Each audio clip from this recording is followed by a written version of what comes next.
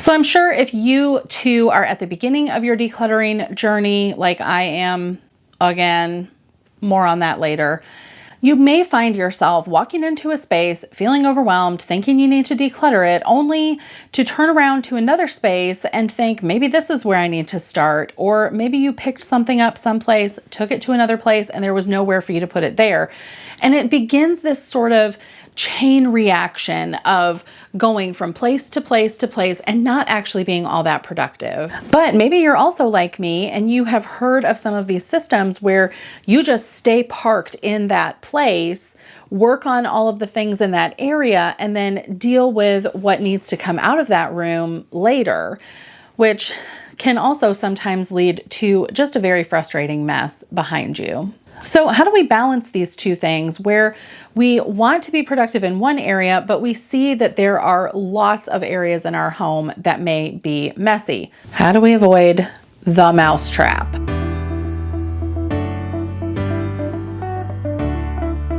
Well, hello friend, I'm Mary Beth with At What Cost, where simple living and deep faith go hand in hand. Now, my top recommendation is a little counterintuitive. It's to start a quiet time routine, which is why we're starting in this room to begin with, because this is the area that I do my quiet time, my Bible study and prayer. And typically in the evening, I'm doing a lot of unwinding here. My husband and I will come up here and just talk and kind of decompress the day. And this has really become kind of a little sanctuary for me, but it's also become a little stressful because I have not been keeping it tidy. So my first step in trying to figure out where do I start is to develop a place where you can go and decompress, a landing zone, if you will. This is a place that you can maintain easily, in theory, just saying. We all need grace, but it's a place you can maintain easily and just helps you to really feel rejuvenated when you're starting your day. My next tip is to start where you have pain points. Now, 2 pain points have crept back into this little sanctuary of mine, and that's what we're going to talk about next. Yeah, laundry. This is also a perfect place for me to fold laundry when my laundry room is just absolutely ridiculous. And I can't actually fold laundry in there because there's other stuff in there that I don't want to fold either. So laundry has made its way back into this room. I blame my husband, really, and he knows it. No, I'm just kidding. This is really a cycle that happens sometimes for us where we get in a hurry, we have a lot of stuff piling up. Maybe we go away for the weekend or vacation, and there's a lot of laundry to do. So like this time it was Labor Day here in the States. We went camping, which meant we had clothes, bedding, and just like towels, rugs, things like that we had used that needed to be washed. So we get home early enough to do it. We just power through like 4 loads of laundry, but we're also trying to recuperate from the rest of the weekend, which means we need to go grocery shopping. We're spending a little bit of time with our kids, helping them unpack their things, just getting back into the routines and resetting for the upcoming week, which means those piles of laundry just keep moving through the system, but nobody's folding them. They just get piled up, which overwhelms the system. And we end up bringing laundry in here, which is not where I want laundry. Now, the other pain point that we have in this house sometimes are toys. So we have many, many toys right now in this sitting room. We typically do not have toys in our sitting room at all, but we had to remove several baskets of toys from our son's bedroom.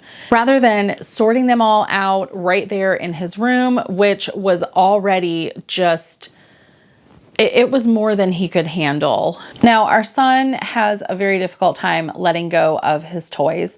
He also has a very difficult time managing his belongings when he has way too much. Sort of like my laundry. I can relate. We took about, I would say 65 to 70% of the toys out of his bedroom, and we're just kind of quarantining for now. We're going to hang on to them in here for a little while, so that he can decide if there's anything that he wants to have put back in, or if a few weeks go by and he's not asked for anything, all of these things are going to be donated. But we needed a place to store them in the meantime. Ideally, I would like to put them in some Rubbermaid totes, but I don't actually have any place to store those totes either. So they're stuck in here for now. But the extra clutter just really drags me down. And I'm frequently reminding myself that it will not always be like this. Now, laundry and toys have been two of the highest pain points for us from the get-go. But as I was thinking about these items and how we have kind of gotten into this situation, something familiar came to mind, and maybe it will for you too. So imagine you are at a bowling alley. You're looking down the lanes and there you see the pins. And I believe there are 10. Are there 10 pins? I think there are 10 pins. You're looking down the lane and you see at the end this wonderful configuration of pins. You're gonna roll the ball down and try to knock down and as many of them as you can. But you leave just a few. So the machine comes down, it has holes for each of those pins. It grabs the pins that are still standing, lifts them up, clears the pins that have fallen out of the way, sets them back down so that you can do your second roll. And then when your turn is all over, it resets another set of pins in exactly the same configuration. Now, the reason this system works is because there are never more pins in that area than what the machine has space for.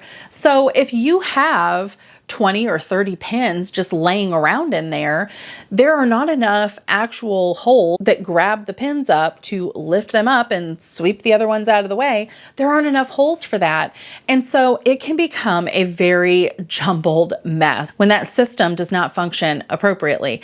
And the same thing is true in our homes. When we have too much to manage, it becomes difficult for us to keep everything in its space. And even the systems that we have put in place, like specific laundry days or regular times that we are cleaning out our kids' toys, we still are overwhelming the system if we're not adhering to those regular maintenance times. So when it comes to trying to figure out which area you need to go first, identifying your pain points and starting to get some of those under control, it's going to free up time for you to begin working in other areas of your home. So for us, back in 2019, I started with my kids' laundry.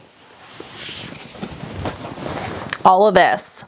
We took all of our kids' clothing out of their dresser drawers and we went down to a very standard wardrobe for our kids. It was limited and it was never more than what I was going to be able to handle in a week. We had one standard place for them to put their dirty clothes so that I was not hunting all over the house for 15 different hampers trying to figure out where the dirty clothes were.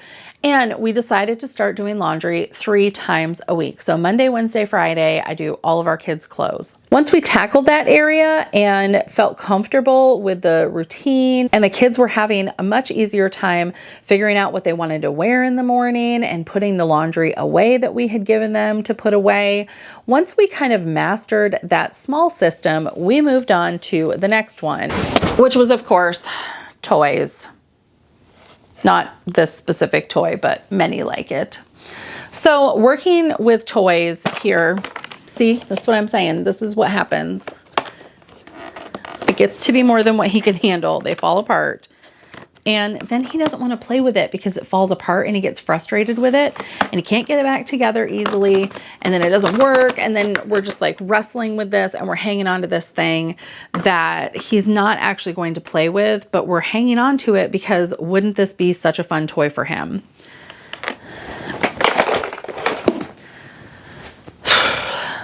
Toys. When we reduced down the number of toys that our kids had to actually play with, we discovered that they were far more creative with what they had. They were entertained longer. They actually played more independently, which is something that my kids have struggled with from day one. And I think it has a lot to do with that same kind of concept.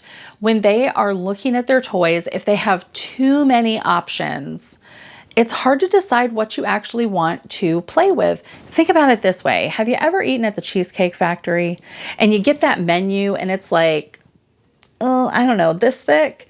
And you're flipping through the pages and you're flipping through the pages and you get to page like 42 of the sandwiches and you still don't know what you want because there's so many options and everything looks good and everything sounds good. And maybe you've even tried a few of them before, but then you think maybe you should try something new. And then the waiter comes and you don't know what you want to eat. This is what happens when we have too many choices. This is the new mousetrap for me. I start my day with some quiet time. I get myself centered. I have some discussion with God about my day and asking Him to help me get through the day with patience, extending grace, and really focusing on the things that He would have me to do. So I start with a relatively full cup.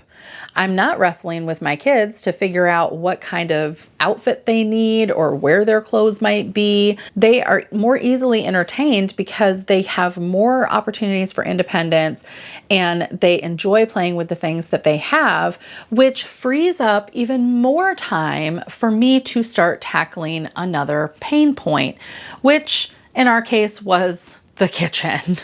So I was able to work on getting all of our dishes cleaned up, figuring out how much we actually needed, setting aside some of the other things so that we could test some of this and see what it felt like to live in a greatly reduced kitchen. And ultimately, I cooked more often. I was not spending, wait for it, $800 a month in fast food and food delivery because we had no idea what we were going to eat and the kitchen was messy and I didn't want to add to the mess.